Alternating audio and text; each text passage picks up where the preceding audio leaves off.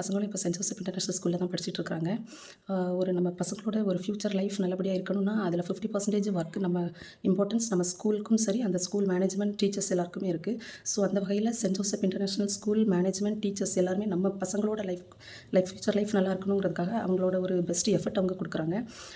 இன்னொன்று ஒரு களிமண் எப்படி ஒரு சிற்பி கையில் கிடச்சிதுன்னா அது ஒரு நல்ல சிலையாக மாறுமோ, அந்த மாதிரி டீச்சர்ஸ் பசங்களோட ஃப்யூச்சர் கரியரை அவ்வளோ அழகாக டிசைன் பண்ணுறாங்க. இன்னொன்று அவங்க ஸ்போர்ட்ஸ்க்கு ரொம்ப இம்பார்ட்டன்ஸ் கொடுக்குறாங்க. ஒரு அகாடமிக் சைடில் ஒரு ஹை லெவலான ஒரு எஜுகேஷன் தான் கொடுக்குறாங்க. ஒரு ஆன்லைன் கிளாஸ் ஆகட்டும், ஆன்லைன் கிளாஸ் மட்டும் இல்லை, ஆன்லைன் எக்ஸாம் கூட நிறைய ஆஃபர் பண்ணுறாங்க ஸ்டூடெண்ட்ஸ்க்காக. இன்னொன்று ஒரு பேரண்ட்ஸுக்கு எந்தளவு அவங்க முடிஞ்ச அளவு ஒரு ஹார்னர் பண்ண முடியுமோ அந்தளவுக்கு அவங்க பண்ணுறாங்க. ஸோ எஜுகேஷனை தாண்டி நம்ம ஸ்டூடெண்ட்ஸ் ஒரு நல்ல ஒரு இந்தியன் சிட்டிசனாக கொண்டு வராங்க.